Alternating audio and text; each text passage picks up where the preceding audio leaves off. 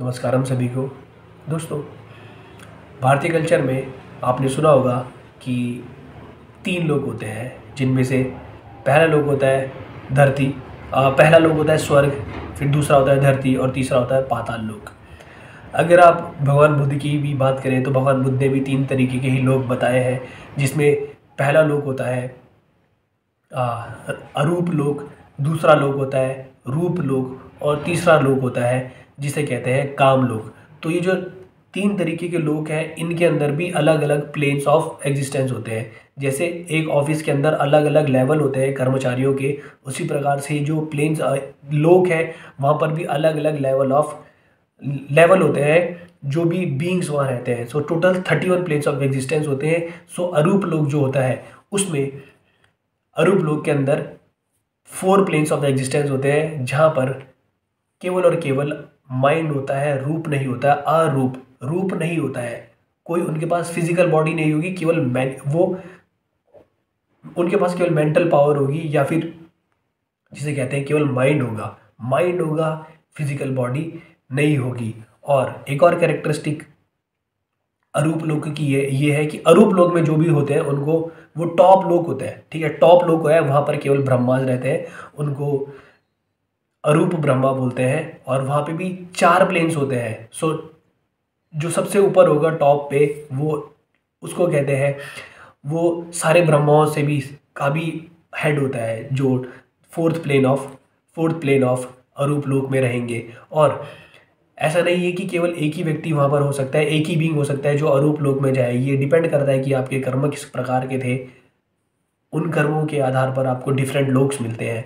सो अरूप लोक की कैरेक्टरिस्टिक ये है कि वहाँ पर आपके पास फिजिकल बॉडी नहीं होती और वहाँ पर दुख नामक जो चीज़ है वो नहीं होता, परंतु अभी भी माइंड की कुछ ना कुछ प्रेजेंस होती है, जिसकी वजह से वो अभी भी उसने किसी न किसी लोक में जन्म लिया हुआ है और अभी भी वो जीवन और मृत्यु के चक्र में बंधा हुआ है।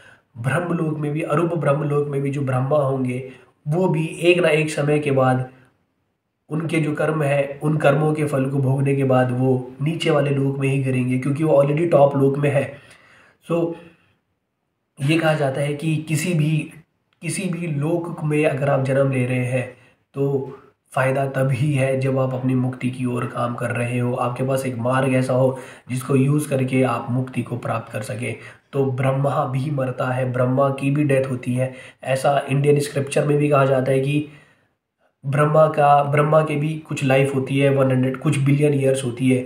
इसका मतलब ये है कि वो उनकी भी डेथ होने वाली है, वो भी मरेंगे। और जब किसी ब्रह्मा की डेथ होती है तो वो उससे लोअर लेवल ऑफ लोक में आएंगे, और जब वो उससे लोअर लेवल ऑफ लोक में आएंगे तो आप देखना कि उनकी सफरिंग इंक्रीज हो जाएगी।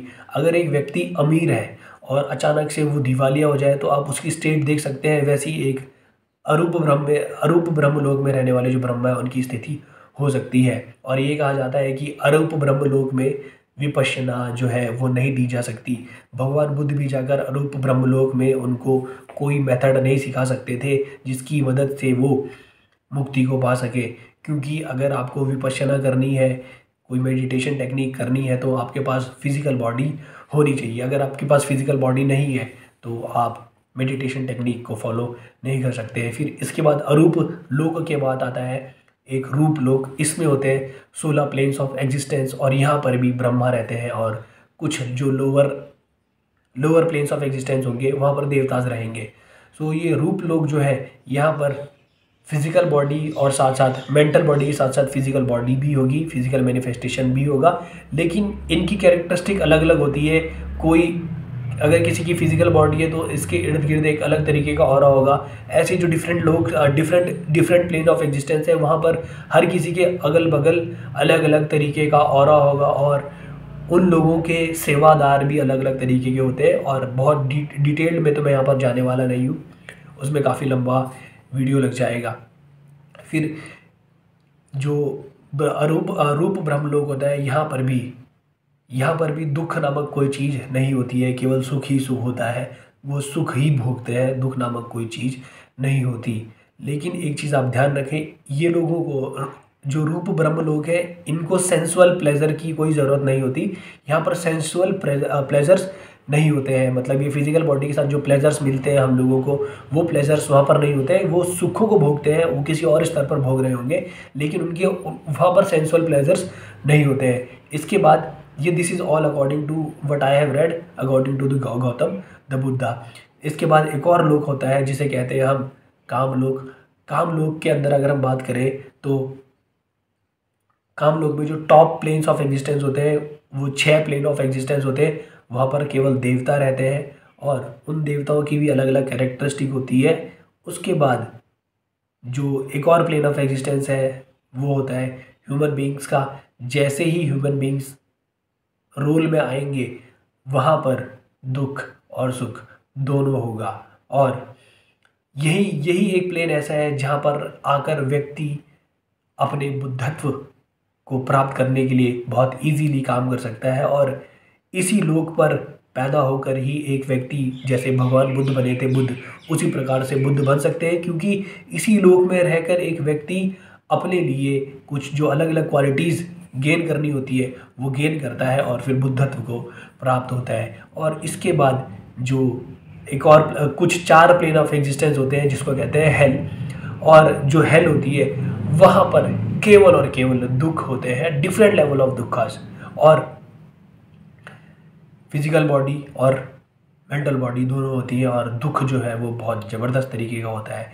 ये कहा जाता है कि जो लोग गलत काम करते हैं उनको गलत तरीके के काम करने का मतलब कि लोगों को धमकाया, लोगों को पीड़ा दी या गलत तरीके से पैसा कमाया, ये सारी की सारी चीज़ें अगर लोग करते हैं तो फिर वो नीचे के लोग हैं उनमें पैदा होते हैं। और साथ ही साथ कुछ ऐसे कर्म होते हैं जो हमें कभी भी गलती से नहीं करने होते हैं, जैसे पितृहत्या या मातृहत्या या फिर किसी ब्राह्मण की हत्या या किसी बुद्ध के प्रति अगर आपने कोई साजिश रची है या कोई अरहत है उसके प्रति अगर आपने कोई साजिश रची है तो आप लोवेस्ट जो हेल होती है उसमें जन्म होता है और वहाँ से निकलना नामुमकिन के बराबर लगता है।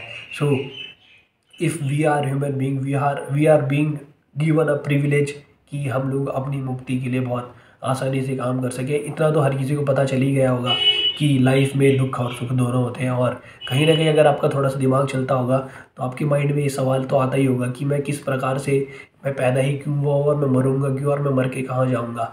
सो हमसे पहले जो लोग पैदा हुए हैं उन लोगों ने अपने ऊपर रिसर्च करी है और उसके बाद हमारे सामने कुछ मेथड्स दिए हैं जिनको यूज़ करके हम अपने जो भी विकार है या फिर जो भी दुख है उनसे बाहर निकल सकते हैं। फिजिकल बॉडी ने तो एक ना एक समय तक एक ना एक समय के बाद गिरना ही है। आपके साथ क्या रह जाएगा, केवल और केवल माइंड। इस माइंड को आप किस तरीके से प्यूरिफाई करते हो वो आपके ऊपर डिपेंड करता है। अरूप ब्रह्मलोक में भी माइंड की प्रेजेंस रहती है। जब तक माइंड रहेगा तब तक आप मुक्त नहीं हो सकते।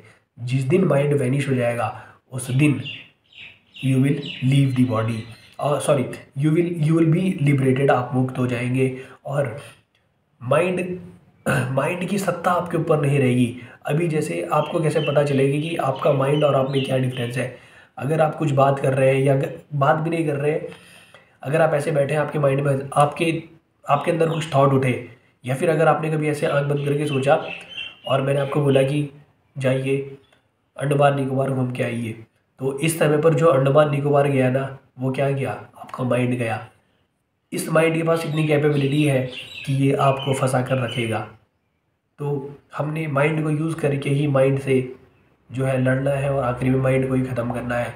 ये आप योगिक प्रैक्टिसेस से कर सकते हैं। डिफरेंट मेडिटेशन टेक्निक्स है जो प्योर मेडिटेशन टेक्निक है, सही मेडिटेशन टेक्निक है, उनको यूज़ करके ही आप अल्टीमेट तक जा सकते हैं। क्योंकि भगवान बुद्ध के समय पर भी बहुत सारे लोग ऐसे थे जो मुक्त नहीं थे, जो पुरानी कुछ टेक्निक्स थी उनके भरोसे ही बैठे थे। गलत अप्रोच थी वो।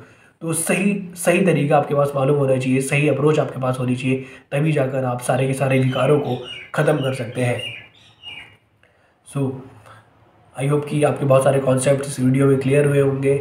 और सोल पर्पज़ यही था कि हम लोगों को अल्टीमेटली, हम चाहे कितने भी अच्छा कर्मा कर लें, हमें हाईएस्ट अगर बर्थ मिलना है तो अरूप ब्रह्मलोक में मिल सकता है। लेकिन एक समय के बाद वो भी, उनकी भी डेथ होती है, ब्रह्मा की भी डेथ होती है और ब्रह्मा आके नीचे वाले प्लेन्स में गिरने वाले हैं।